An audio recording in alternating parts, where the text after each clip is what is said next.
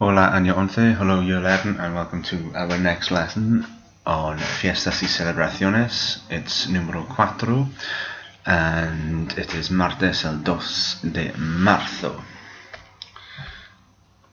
So as this is the last lesson on fiestas and celebrations, there will be a little bit of a recap on last lesson, particularly the preterite tense, and this is how we begin. So here you have the preterite tense, a reminder that it's another word for the past tense and it's used to describe a one-off. It's a completed action that's occurred at a single moment in the past. A bit of a mouthful, not to be confused with the imperfect tense, which was basically the was or used to in English. So exercise 1 here asks you to read the sentences. The person is in the first box, so I, you, he, she, etc. The detail with the verb in the preterite tense, and you need to fill in the English. For number 2, asks you to fill in the appropriate verb endings for each verb and each person. So remember that there's a pair of verbs here that have the same endings. Which ones are they? And finally, exercise number 3, complete the sentences by filling in the words in the bracket, and remember they will all be in the preterite tense. So you'll have to do this in your books, as I don't have a worksheet for this. Everything else is found on Moodle for the rest of this lesson. So the next task is this. Recapping the preterite tense. You need to, this is something called a tangled translation. It's where you have a bit of text and it's in both languages.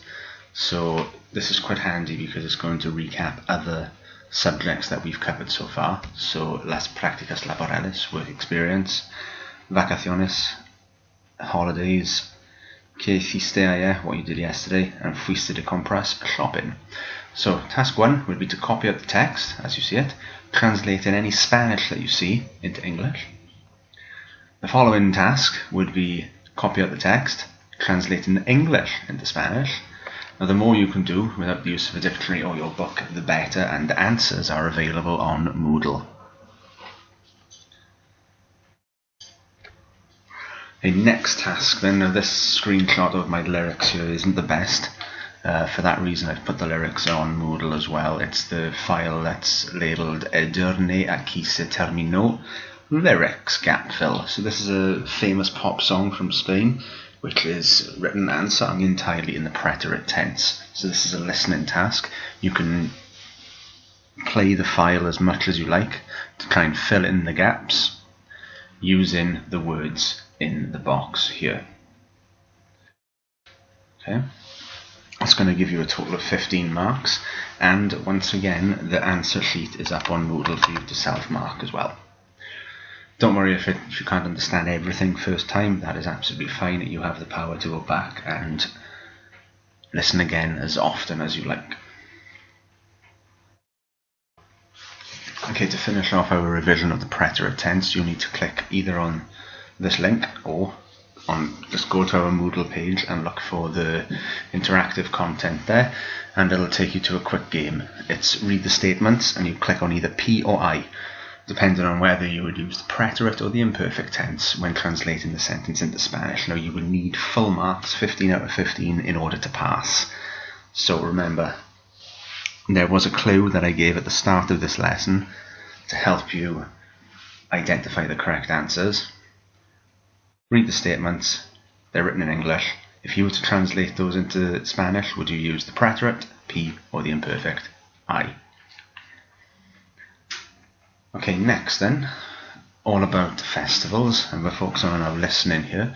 So, ¿a qué fiesta española te gustaría ir? To which Spanish festival would you like to go? It's a listening worksheet. The MP3 or the MP4 even should be on Moodle, and hopefully it'll play for you.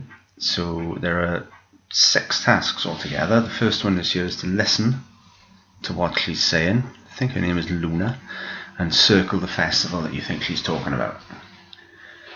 Number 2, which month of the year does this event take place? So we're looking for those little words like months of the year that can easily be forgotten. Can you spot it? And number 3, what are the 4 elements that Luna says this festival involves? You can make a note of these in your book if you want to. So we're listening for gist here. You don't need to understand everything, and you won't. But she's really quick as well. Why does Luna want to go to this festival? Circle 2 correct answers. So 4 of these answers are going to be completely irrelevant. Number 5. Listen again, complete the 8 gaps with the words provided. Ignore the little gaps of 3 dots. This just indicates that Luna's pausing when she's speaking. So this is the transcript with certain words taken out. You can listen as much as you like to try and fill them in. 8 words.